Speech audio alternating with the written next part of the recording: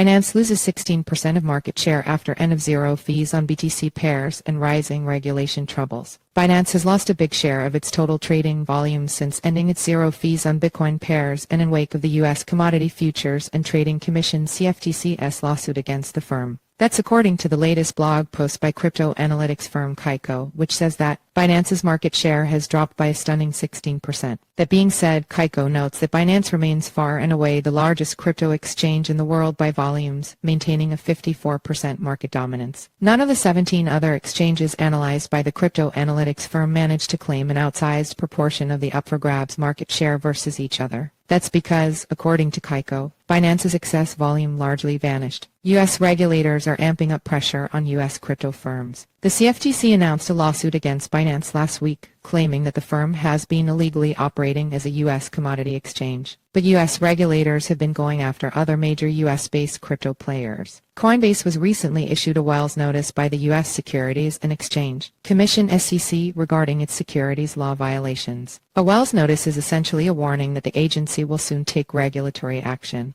Other firms have been shuttering U.S. operations. Last month, Kraken closed its staking program after paying a fine to the SEC for alleged securities violations. And last week, Bittrex shuttered its U.S. operations in their entirety amid regulatory uncertainty. Binance, U.S., gaining ground on Coinbase. Despite the falling market share of its global parent company Binance, the cryptocurrency exchange's U.S. platform called Binance, U.S. has been gaining ground on Coinbase recently.